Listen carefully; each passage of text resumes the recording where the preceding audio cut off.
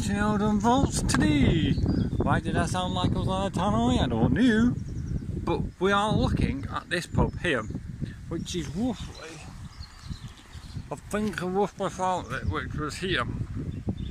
So today it might be a bit windy because we're on a bit of an open air section of the canal between 71 that way and 72 that way in Chaddy or Park and the Vale Chemical Works, which is there, and we're looking at the Duke of Bridgewater pub. Put you back on my little mate. So Walk Mill was, hello doggy, hello. Walk Mill was situated in the canal bend near Lock 63 off the Rochdale Canal, counting, so 63 is just behind that way. Counting from Rochdale, and across the water was this Beerhouse, which was just here. It was originally a farm. It was originally a farmhouse, and the first licensee in 1842 was John Partington. 5 years later, a ratings survey described the property as a house and a beer house owned and occupied by Joshua were parting. 4 years after that, the census shows Joshua was a 57-year-old farmer of 15 acres, employing two young labourers, Joshua and John Scholes. They were brothers of Thomas Scholes, a handloom silk weaver who lived next door.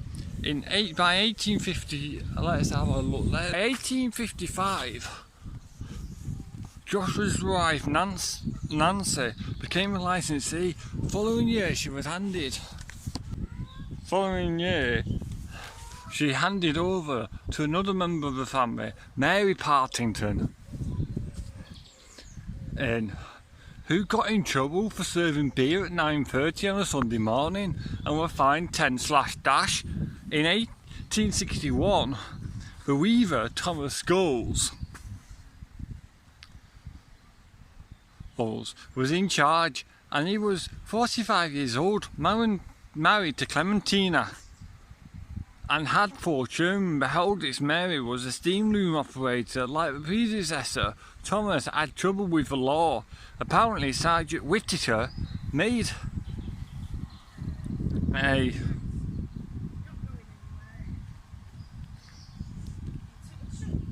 unexpected visit to the beer house in January 1862 when Thomas saw him and shouted, "Police!"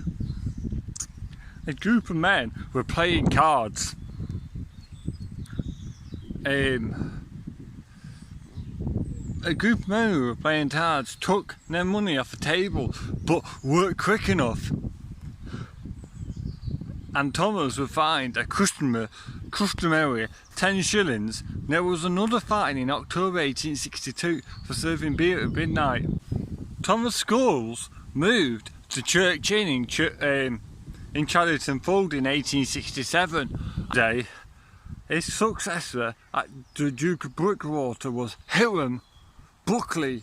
Hiram had contended the weight assessors who scrutinised the beer house in the run-up to the implementation of the 1869 Licensing Act. Fortunately, the house was renewed without any trouble. Thomas Scholes' old house next door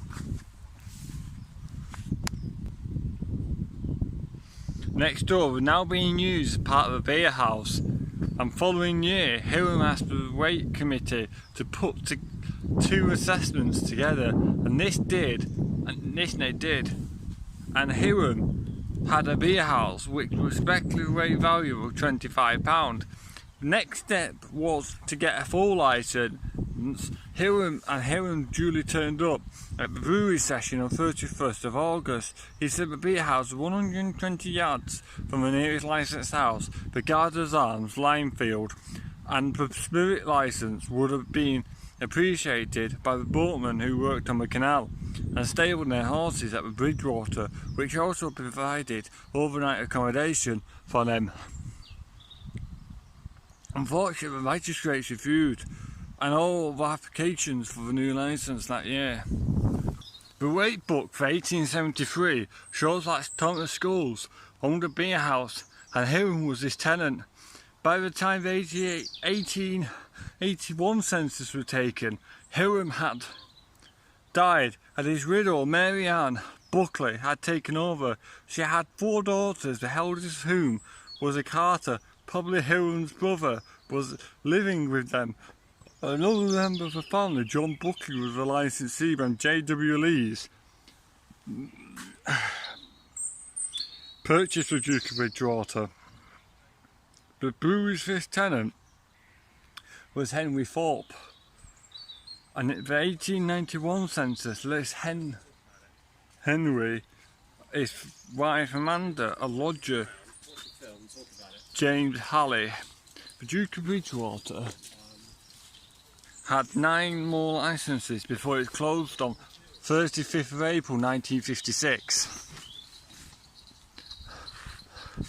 The site was later walled in and the landscape and the sets were constructed leading to the fold.